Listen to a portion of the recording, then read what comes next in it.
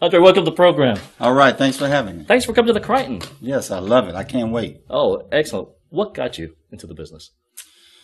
Man, I hate to see people mad and fighting and at each other, chaos. Yeah. I like to see people getting along, having a good time, meeting each other, just greeting each other and talking and having a good time.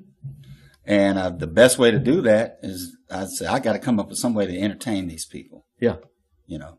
Really? So did you do it in like high school or elementary school? No. You didn't do any of this now stuff? I'm a vocalist. Right. But I didn't start singing till late. Really? In high school, college, I could not sing. I was the guy when we're going to the movies, we're in the back seat, and that song comes on the radio, everybody's singing, and when I start singing, everybody's like, oh, shut up. We're in the locker room. Right. After practice, and everybody starts singing that song, and I start singing. I was like, oh, what are you doing? But I learned, I used to listen to, what I did, I kept records, because my dad always bought records. Sure. I was an Air Force brat, so you traveled. We went to Japan, and first thing those military guys do is buy stereo equipment.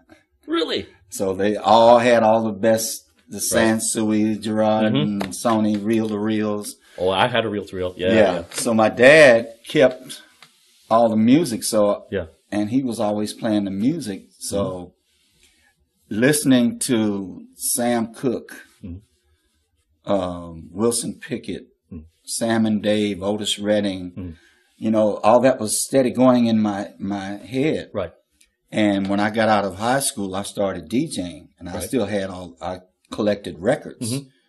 And every time someone had a party, they called me because I had all the music. Right. So I started DJing at all the parties. So I'm sitting there and I'm listening to, even Frank Sinatra and Elvis, and I'm listening to them. And I started to try to mimic the sounds and the tones that they were making, and especially Sam Cooke, Frank Sinatra. Right. Then you had like Teddy Pendergrass, Al Green, Marvin. Marvin Gaye was the main, I would say he was my main teacher. Yeah. Because I learned how to mimic his voice and learn how to do what he does. Right. With his voice. Right. And so ever since then, all of a sudden I learned when I was about 27, 28, I might could do this. So I got in the church choir and learned about harmonies and this and that. And then I started noticing I had a tone. I didn't have my own tone yet. Right. I could do whatever everyone else was doing. So then I tried to discover my own. Yes. And by 29, I started getting in talent contests. But I was so nervous because I was really very shy. Even when I was DJing, I could stay behind my headphones and... Well, you're kind of hiding. You were hiding behind your records. But let's talk about that. Because DJ, just because you have the music doesn't make you a good DJ. No. So how did you develop that, knowing what the audience wants? I have a gift for that. Really? I would watch DJs come in with cases and cases and cases of records. Right. And I'd walk in with one. Right. You have all them. You cannot play all that music in 4 hour. Right. So you can only play so much. And I have a gift for looking at and scanning the audience and reading people. Right. And see, okay, what song needs to be here? Right. What song needs to be there? Okay, let's slow it down now. Because one of my bosses I worked for at a club, I DJ'd at nightclubs and radio, but at a nightclub, I would be jamming. Right. Jamming. Yeah. But then the owner would come over and say, you got it going on. You're jamming. But I ain't looking at my bartenders. They ain't selling no liquor. So I said, okay. Say, you want to get paid? Yes. We need to sell some liquor. Right. So, every 20 minutes, break it down.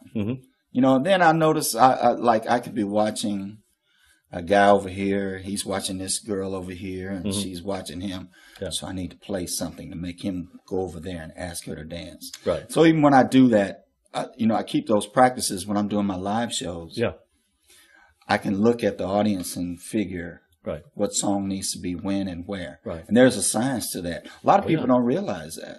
No, I think, is it people that don't perform? Right. Don't have the sense of, this interplay. I mean, they may know it intuitively, but this interplay between the audience. Right. Do you do recording sessions? Yes. Well, that's obviously different too, because who are you playing to? Right. Yes. But like when I'm sitting and I'm writing, I have my audience, my personal audience, maybe females 18 to 80. Yeah. Pretty much. Yeah. Yeah. And I try to come up with ideas that I know will hit them. Right. Because even I learned a long time ago, if you want to have a great party, don't invite nothing but women. Really? You don't invite men. Well, you invite women. Yeah. Do the men just come later on or no? Well, the women that are coming, they're going to tell the guys that they like to deal with. Right. Where they're going to be. Right. So when those guys get there, the women are fine. Because to them, there are no jerks there. There are no idiots. They're going to make sure they're the guys that they like to be around. So everybody's going to have a good time. Yeah. Interesting. Well, you say you were a military brat, so you've been all over the place. What was your favorite place? Tokyo. Really? Yes. What's it about Tokyo? I tell my dad, even right now, he was Air Force. Yeah, sure. And being a military brat, I got an education you can't pay for. Absolutely. And even when I run into other military brats, we talk about absolutely. that. Tokyo, and I got there, I was 5. So it was like 1960. Yep. And it was such, to catch me that early in my life, to see I knew I was in another country. Right. I had that. I knew that. I wasn't in the United States. And the beauty of Japan, even then, it's just gorgeous. And the people, I can remember a lot of the Japanese people had never really seen a black person with their own eyes. Right. And when we first got there, we lived in the village because the base housing wasn't available yet. They would just come over. They wanted to touch you, and they wanted to, is this guy real? Is this a real person? Right. But they were so nice. Right. They would be bringing stuff over to the house every day. I mean, it was so nice.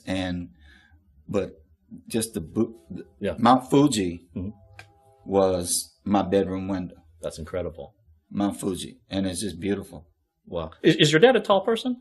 Or at least relative to the Japanese? Yeah. No, he was tall. Right. Yeah. So that's already, so you're African American, you're tall, which, that's exactly. amazing. Yes, you're right. You're right. You're looking there, it's like, oh my goodness. You're right. It's different. Absolutely different. It's not different. No, I mean, I lived overseas too, growing up. And it is, you're right, is an education that I think every kid should have. They need to, so they can appreciate America. I think, if you haven't done that and you live in America, you're spoiled. You are really spoiled. Really. Excuse the train that's coming this way. You're spoiled. But just the fact that you learn how to, you can blindfold me, drop me off anywhere on the planet. Yep. Take it off and I'll guarantee I'll figure out something. Because all of that moving around, I learned how to get along, how to adapt, mix and mingle, adapt. That's the main word, adapt with anybody. Yeah. I can get along. I'll figure something out. Which is probably became useful in your DJ career. Yes. And now that you're doing the music, I assume you write too. What's your inspiration for the music? Oh, just love and getting back to loving a woman. Not some women. Right, specifically. A woman. A woman. A woman. I was getting my truck inspected just yesterday. Yeah. And I'm sitting there waiting, and a guy pulls up. He looked like he was maybe 50. And he got out of the car. His wife was dropping him off to pick his car up. He had some repairs. Yeah. He walked around, and he hugged and kissed her. Yeah. And it was not just a smack. It was a good kiss. And she drove off, and he walked up. I said, you know what? That is really awesome. It says, I love what you just did. And he says, what, kissing my wife? I said, man, that's awesome. He said, yeah, man, we've been together 20 years, and she is hotter now than she is 20 years ago. And I said, you know what? That is awesome. I said, I'm a writer, sir. Yeah. And I said, I'm not just a freak watching it. I said, I'm a writer, and I write about that kind of stuff. That kind of story needs to be told, because you watch TV and all this, and it's all about this. You go your way and I'm going mine. And it's so easy to get divorced. But to see men still with, like my grandparents were together over 50 years. So I saw that. Unfortunately, mine didn't last that long, but I'm a lot wiser now. So I like to write stories. Those kind of stories need to be told. A man can love a woman and be with that woman. You know, for a long time. Without any distraction. Well, let's talk about, because, you know, especially in the movies, there's this romanticized version of how people get together. And you know, or yes, now divorce or whatever. But I think we do need that story, the real story. We need examples of how people can stay together, and it can still be hot, right? Still be hot. I know a lot of, and I have several friends that they look at their wife. They've been together 20, 25 years, and they say, "Oh man, she is hotter now than." And I watch some guys, like I could be with some couples, we'd be out having a drink or something, and when the lady, his wife, would get up and go to the men's room, I watch him. And he's watching her. He's looking at her behind and all this. And I'm thinking, he is still into her. And that's what's great about relationships. I did one, quick story right quick. I did one show downtown Houston, and we were singing For the Love of You by the Isley Brothers. So we took a break. And I went to the bar. I was getting me a glass of wine. This guy walked up next to me and says, "Man, you guys sound real good." I said, "Yeah, I appreciate it." He said, I left my house about a couple hours ago. Me and my wife got into it. It was a knockdown, drag out. And I ain't coming back, and burning rubber and all this and blank you and that. And he said, "Man, but that was our song." Wow. He went, "I'm fixing to take my behind home." Wow. I said, "Hey, my job here is done." You've done it. You've done your job. But not knowing that's what I was doing. But when I was talking about knowing what songs to do, and I'm an entertainer that understands what comes out of my mouth goes into someone's ear, and I have control. Everyone in the room, I know that I have control over their emotions, their thoughts. I have control over if somebody's going to fight that night or make love, and I know that. So I'm careful of what comes out of my mouth, and then when I pick a song, I have to make sure I deliver that song correctly. Because if I don't, they're gonna look at me, you jacked up my song. Like if I try to sing some Steve Perry and it comes out like Elvis, like somebody pulled the plug, you know. So I sing, and I'm pretty good at Isley Brothers. He was like another one of my teachers as far as learning my voice and all that. But to deliver those songs like that, like they want to hear them, like they hear them on the radio, you know, that is so important. And that was, I had no idea I was working on. It may have been 200 people in that room, but at that moment, it's just that one. It was about that one person, because there was a relationship possibly about to break up, But because of what me and the band did, the sounds that we put forth, may have brought that back together at that moment, and that might have been meant to be, He might have meant to be right there instead of down the street where they were listening to some blues and you know, well, you know, forget that woman, you go get another one and whatever. And he might have been talking to his lawyer in the morning. So that's the beauty of what we do. That's incredible. I like, you know, your attitude towards performance. I mean, sometimes people, you know, it's about me. But the way that you treat the power is very humbling, that you know you have the power to change people's lives at that moment. Steve, I know. And take that responsibility very seriously. You're so right, and that is so important. I know so many entertainers think because they look good, they can sing good, they can actually and they got sing. Fans, that they're all over them and kind of stuff. And I look at them, and you know, you shake your head because I say you're not getting it. Instead of if 5 people. I can sing in front of one person. If there's 2 people, I'm going to sing like it's 2,000. Number one, because I don't know those 2. And one of them might be the one that knows somebody that knows somebody. But there are 2, and they come to see me. I am so thankful and grateful that you're here to listen to me sing. some entertainers I know, they are, okay, you guys should really be fortunate that I'm going to sing for you. Yep, yeah. I may sing some and I may not, but, you should feel fortunate. Right. In fact, you should bow down right about now, because I might sing a song. Right. And if you like it, whatever. If you don't, whatever. And, yeah, I know some big names are that way. And that's not the way it should be, because we have a gift as entertainers, whether you're a comedian or what. We entertain. We are here to make people forget about, when they come in this room, for the next 3 hours, you're mine. Right. I'm going to make you forget about Fox, CNN, MSNBC, the stock reports. All that horrible news out there. Your kids in high school problems or whatnot. I'm going to take you on a journey. And it's going to be a wonderful journey. And you're going to have so much fun right now. And hopefully when you leave, you're going to be, what was that word about? What was yes. that? That's not really important, And I'm gonna help you have a good time. Yeah. That's what I do. That's what an entertainer is supposed to do. Right. Well, you didn't start thinking this way, though, did you? Did you always? I learned it. You learned it. But what is it? A particular experience, or that made you change that to think this way, or? I believe, Steve, that it was in there. Yeah. And I have an alter ego. Yeah. And it helped develop those lines of thinking, because I said, okay, if we're going to be up here, we're going to have to be good at this. Yep. Because I was very shy. There's no way you can get me up. So you're going to have to be good at this. So you need to think deeper than off the surface. Why are these people here? I was talking to a bartender friend of mine where I perform a lot. And I was telling him the same thing. I said, me and you, I go in here and you go through here. Right. When people come in, they come to this particular bar because they know when you see them walk in, and when they walk in, they really don't have to order a drink. By the time they sit down, you've got it there. Right. Whatever beverage you like. Yeah.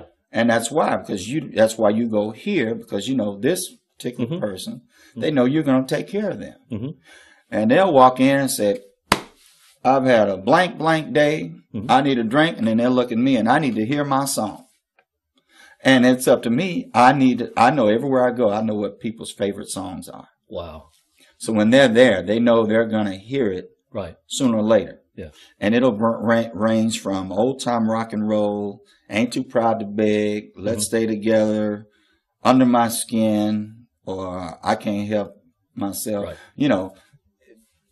Every different genre, I know what those songs are. Some entertainers, they go up there, they're singing for themselves. Right. Stay at home. Right. Go home and do that in the shower. Right. We are here to entertain these people. We got to do what they like.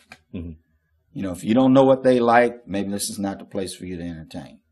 Or you better figure it out. You better figure it out quick. Right. Yes. Especially if you want to get paid. Because if you're not doing it right, people can get very... Ooh. When Rodney Dangerous feels like tough crowd. I'll tell you, tough crowd. Oh, people can get, if you're not doing it right, they'll let you know. So what's the worst time you ever had in terms of reaction from the audience? There were two. There was one place in another little town, and the place was packed. But the owners booked us there. I do a lot of old school adult, but there were kids in there.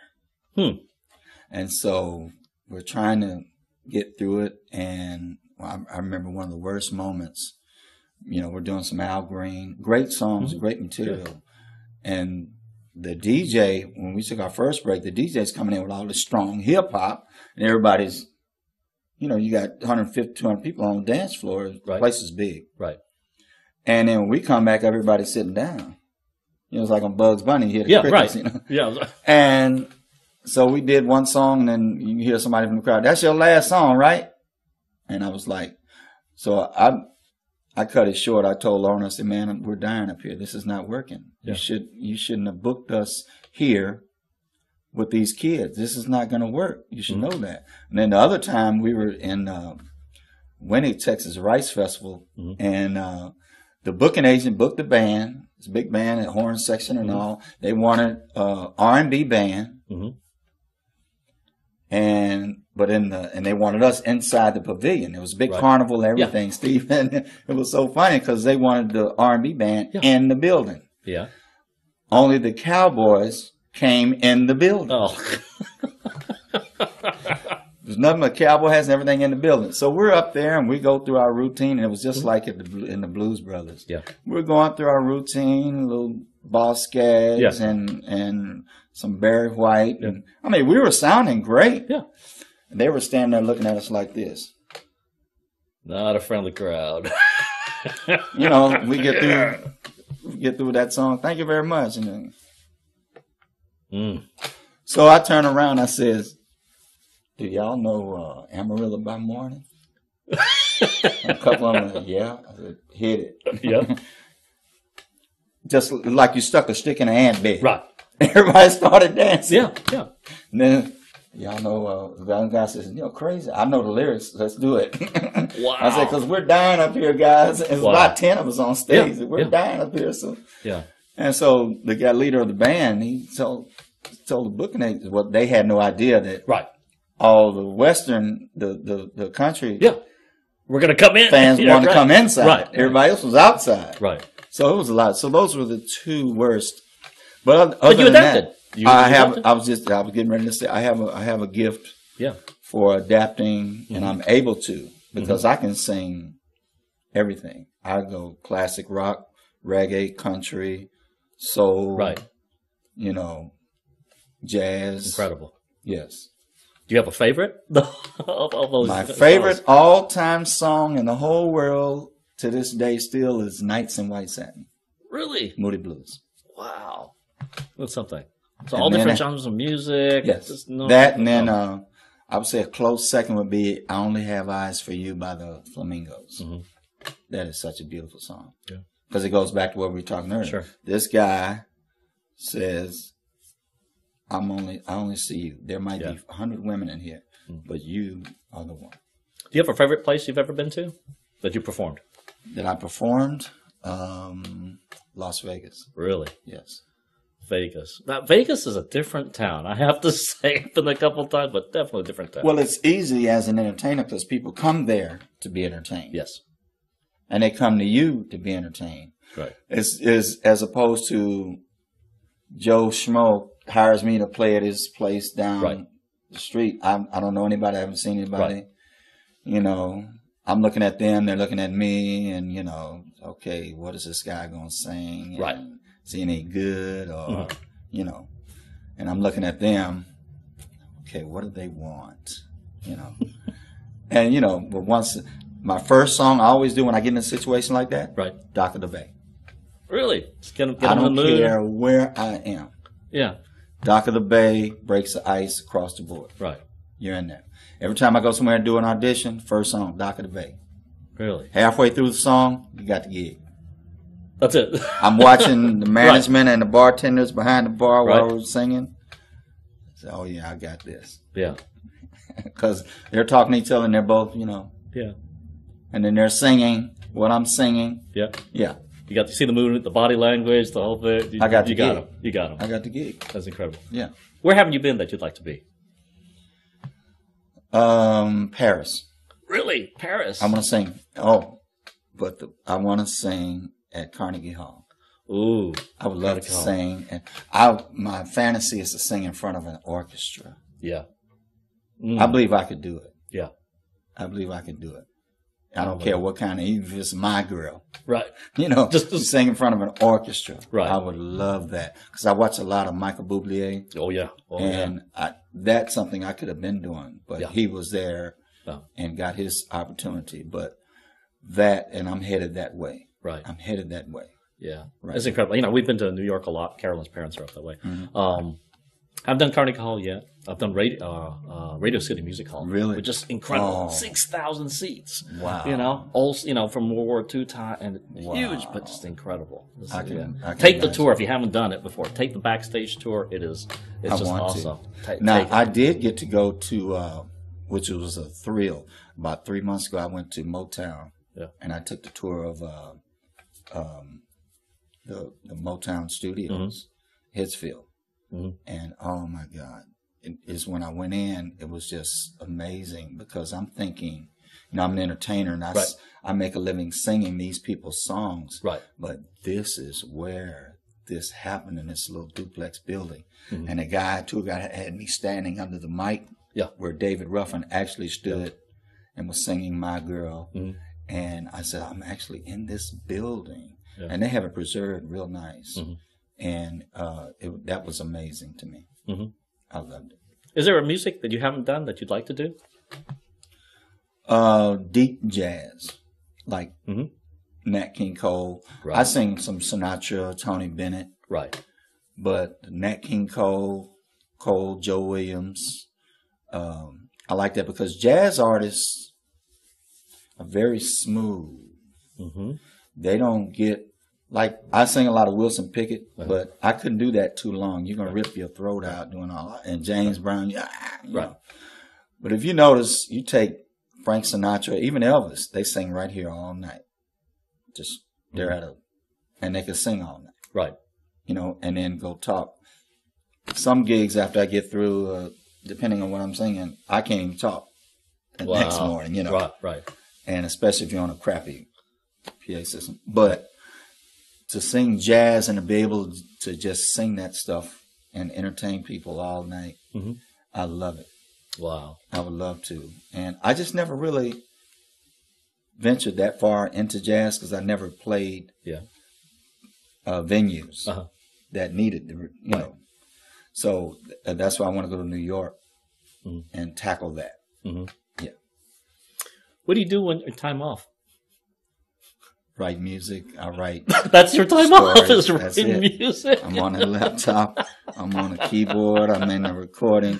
I'm on a recording. You live and breathe this stuff. That's it. 24/7. 24/7. Yeah. 24/7. I don't sleep. I nap. And I know that's not good, but. Yeah. Well, where do you find your inspiration? I mean, we talked about you kind of watch, you're observer of life. So you're looking for those stories that you can internalize. And I keep a pad and pencil with me everywhere because I see things, I see people, I listen to situations, I watch things, and I always write it down. Because you know, you say you remember, but you forget. Yeah. Especially again. Yeah, we get older. So I write it down. I write it down, and I always go back to it. I have like a book, just stuff. Yeah. And because I'm writing a reality series. I want to call it Unforgettable. Yeah. And I interview, like you're doing, people that have been married for 25 years or more. Yeah. And the stories I've got from these people are amazing, and they need to be told.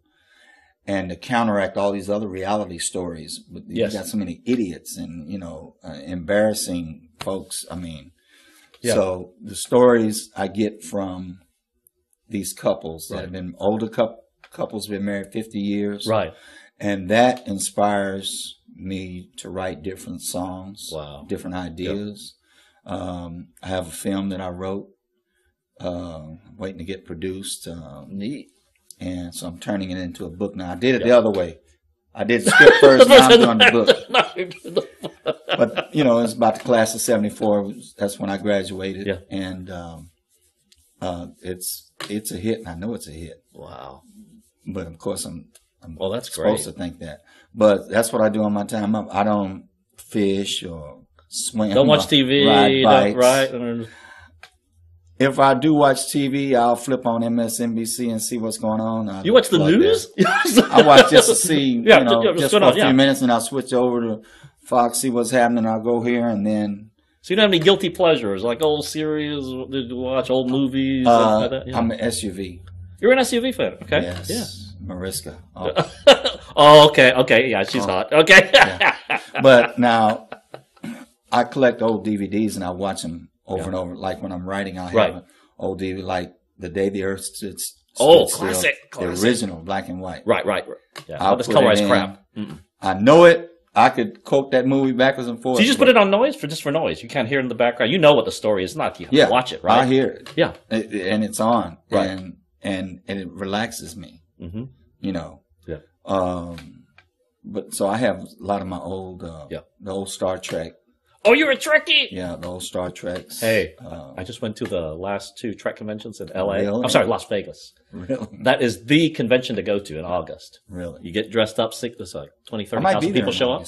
Yeah, I've been the last couple of years. 20, 30,000 people, a lot of them in costume. Fabulous time. But the odd thing about it is people want the stories. I remember, I can't remember if it was William Shatner or whatever, he was telling the story. I don't think it was him, but he started to tell a story and he stopped and said, you guys know the story.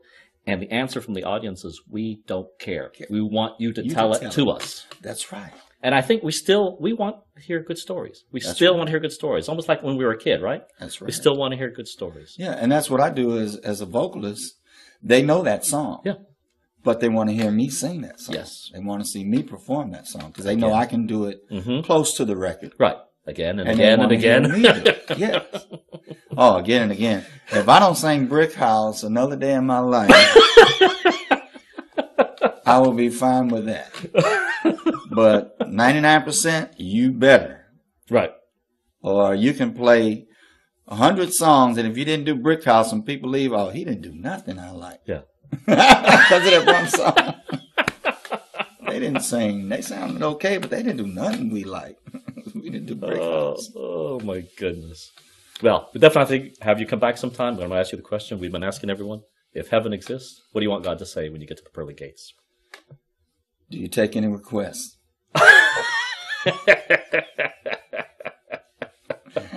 I'll say I sure do. But I'd love for him to say, job well done. Yeah. Job well done.